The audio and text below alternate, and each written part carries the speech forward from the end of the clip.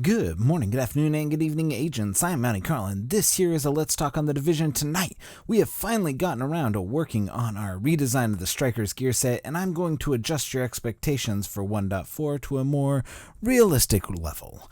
So, alright, let's get into this, and this is basically stemming from the video that I made yesterday and from a post I made and a response that I got, and because I think, and I include myself in this too, that there is too much focus on what we are trying to change for 1.4 and not really enough focus on the bugs, because the bugs are really the main thing that's going to change and the thing that they're working on the most to get fixed.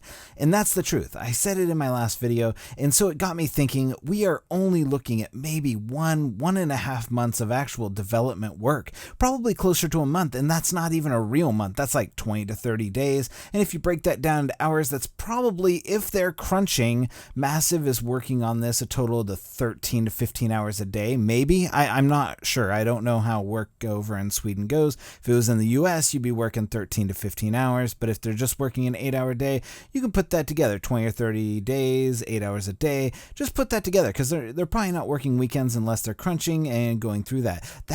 So that's really if they're crunching and getting it done. Knowing a lot of what goes into bug fixing and how many there are, and that's probably 80 to 90% of what they're doing for 1.4. I say this because we're expecting this grand redesign of the game from the top down and the ground up. We must at this point realize that what we will see will probably be mostly what we can't see, and that is fixes. And some of the fixes will be fixes to things like Falcon's Lost, where they add a checkpoint, deployable cover fixes, and some bugs may not even know about, but they're just there looming in the darkness, thankfully undiscovered by anybody. The Xbox stuttering issue and the PS4 sound issue, those are massive undertakings, because the bug could be as simple as a memory leak, it could be bad servers, it could even be a cable not plugged in all the way. Most likely it's something that is going to take a few programmers a couple weeks to fix, and that's probably all their time. During this time, they're probably running bug scrubs and doing tiger teams on this project right now, but it isn't the Silicon Valley, so it's possible they're just handling these things as handing out assignments and stuff. I don't know how things work in Sweden. I just know how they work here in the US. Now that we have somewhat of an understanding of the process, then we have testing.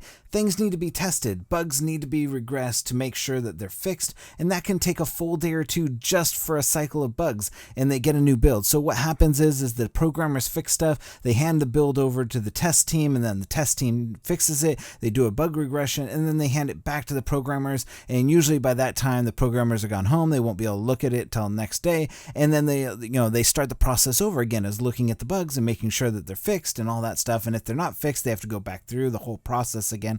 It's a huge process and a huge undertaking. If something isn't fixed, it's back to looking for the fix, and it's an iterative process. So we need to understand and keep an open mind on what can be done between now and 1.4 being released. I would probably say we won't see 1.4 until the end of October. If things go well, and maybe if things go really well, maybe a week sooner. I know that's not what you wanted to hear, but it is the time they need to make sure that things get addressed and that they'll need to address. So that really pushes out the survival update till sometime in the end of November, early December, and maybe not even then. Maybe it might keep slipping back depending on how grand these 1.4 fixes are going to be. But let me just say, I would rather have bugs in the game than new content coming, because once you start building crap upon top of crap upon top of crap, it just compounds, and you get to where we're at right now. This is the fault of just building on top of stuff and not fixing it. So we want to make sure that everything gets fixed. And so with that said, let's talk about the Striker Battlegear set. This set is one of the most nerfed gear sets that has the 2 to 5 piece bonus to it, and I honestly think that all the gear sets should be in this range and have 2, 3, 4, and 5 bonuses to each of the pieces and at that stage.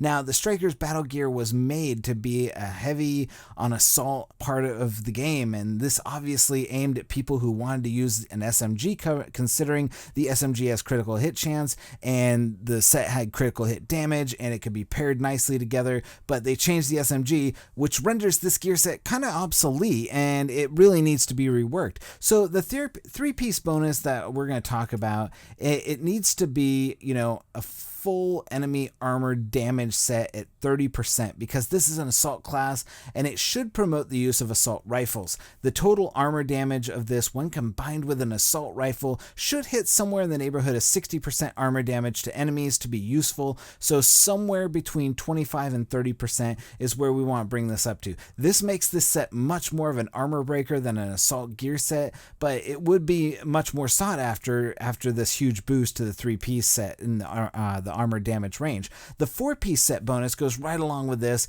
boosting critical hit chance by 30%. This is, I mean, that's a huge jump, but this will help bring down armor faster than critical hit damage being high, because you can't get a huge boost to critical hit chance, but you can get a huge boost to critical hit damage being, using a combination of gear and mods. This would be like making a build. This would be the ultimate builder's build of being able to, combine all of these things together and create the ultimate DPS set. Now, it'd be light on toughness, but it would be one of the best sets in the game for PvE. Finally, we come to the 5th and final piece of this set, and this is where I had trouble. It's hard to top the damage boost already given by this set, but I figured out a way. The 5-piece damage bonus to this set would give the user a plus 2,000 assault rifle damage for each assault rifle equipped. This is similar to the boost that the Alpha Bridge gives you, but this is giving you a damage bonus to your assault rifle for every assault rifle that you have equipped. So if you have 2 assault rifles equipped, you're going to get a max of plus 4,000 assault rifle damage, which is huge, and it would just add to this being a super high DPS output class and be able to just absolutely destroy enemies. On the alternative that this is too overpowered, it could be a 15% boost to damage against elite and named enemies per assault rifle equipped or something that way. That way it's not directed towards PvP but only towards PvE. I do think that they can get away with leaving enemies as they are if they give a boost to this gear set with like this gear power, and they made it so that having certain sets on a team would make things easier. So if you had like a Sentry and a Reclaimer, like most people run now, most groups that you see running are running Sentry and Reclaimer, it would give you a bonus. Instead of just having those bonuses, it would give you like a super bonus for having that gear set in the team. Now, this wouldn't be used for PvP, this is just strictly PvE, but it would give you like a bonus for going through the missions, being able to, so you could actually leave the enemy health the way it is and the way enemy armor the way it is, and just go ahead and just buff everything else. Just buff it to, to whatever you want. And so, like, let me give you, in fact, I would go as far to say that we should provide a bonus that extends to the group. When certain gear sets are used in a team combination, they provide additional bonuses for the team. Say if Striker and Lone Star were used in a group together with the full sets active, the ammo bag would have a 1-second timer to anybody using ammo bag, or something like that.